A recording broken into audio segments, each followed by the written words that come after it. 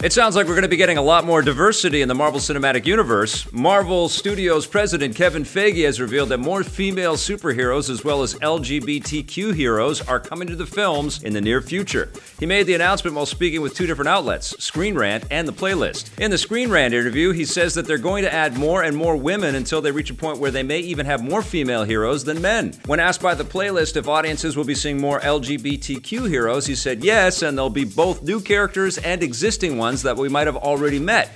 Marvel's new interest in diversity follows the phenomenal box office performance of Black Panther, which was their first movie headlined by a black hero. This is incredible news. I mean, this is going to make stories much more interesting, and that's what it's all about. We need more points of view, and I applaud Marvel, and I want to see more of this kind of stuff from DC and, you know, everybody that has these massive franchises that has an opportunity to tell us stories and to employ different kinds of people with different backgrounds to make these stories. I think it's only going to make better movies. I know it's crazy to shake up what we know, but that's exactly what we need, and especially with such a crowded...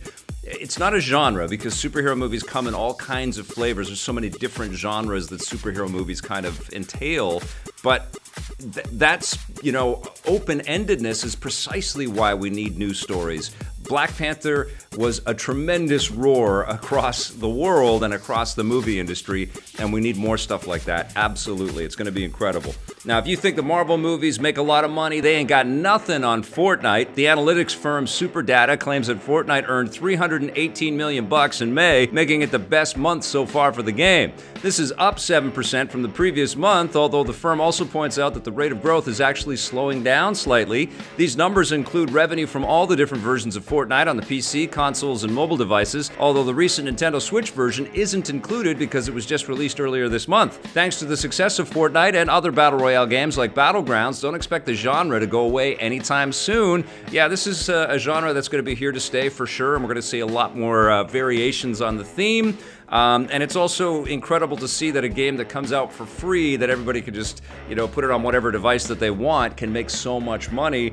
But it stands as testament to the power of the gameplay. The game is just super fun and super accessible, and it deserves this level of success. And it's changing the business, not just because everybody wants to jump on the Battle Royale bandwagon, but there's lots of other things that Fortnite is doing that I think we're going to see in... a lot of other games going forward, and I wouldn't be surprised if we see an Overwatch take on this kind of concept, this Battle Royale concept, but more specifically on a free-to-play model that's available on lots and lots of platforms out there.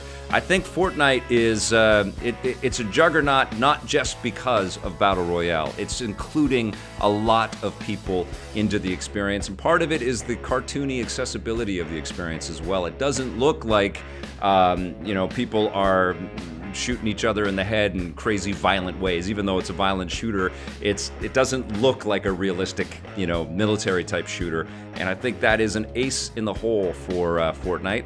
And I wouldn't be surprised if Nintendo itself looks at that and goes, you know what, we've got this Splatoon type game, why don't we open that up a little bit more?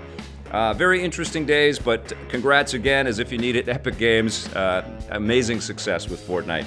Now, speaking of Nintendo, they're continuing to find ways to eliminate all those plastic gaming peripherals. They've released a new update for Mario Kart 8 Deluxe that allows Switch owners to play the game with the cardboard motorbike steering handles from another game, Labo. This makes Mario Kart the first big Nintendo game to make use of the Labo peripherals outside of Labo itself, and it means that they could provide similar cardboard support for other games in the future. The Mario Kart 8 update is available right now. I still have not played around with Labo. I still have no personal hands-on experience with what Labo can mean. I have heard from people that have played with it and they dug it, and it is cool. I mean, one of the things that I applaud is that it isn't plastic and that it is something that, you know, once people are done with some of this stuff, they can recycle it. Presumably, they could remanufacture it themselves if they wanted to, although there's a lot of precision folding and cutting and stuff that's involved with all this stuff. I just love the ingenuity and the risk-taking that Nintendo always shows. The commitment to surprise is really darn cool. I don't think I'm going to be playing Mario Kart 8 Deluxe with a cardboard steering wheel or a cardboard handlebars, but I still think it's really cool. And I do look forward to one day showing you guys some Labo in the studio and giving you guys my impressions on that. And when that comes, you guys will know. All right, the makers of Alien Isolation might have something similar in gestation. The Creative Assembly has posted a job listing for an unannounced new project that they describe as a tactical first-person shooter. The game is being made by the same Creative Assembly team behind 2014's Alien Isolation, so expect similar gameplay. Don't expect it to be an Alien sequel, though, because the same job posting calls the unannounced game a new IP. No word on when it will arrive. As for a sequel to Alien Isolation, there have been rumors about it, but so far nothing has been announced. I love that game. It was terrifying. I know Blake didn't dig it all the way through, and the AI kind of broke down, but they did a really cool job at creating the ambience and the sense of isolation, no pun intended, and the terror that one would go through in a space station that is overrun by aliens. And it was really damn freaky, and it was so effective. I have not played that game in VR. I would like to play that thing in VR.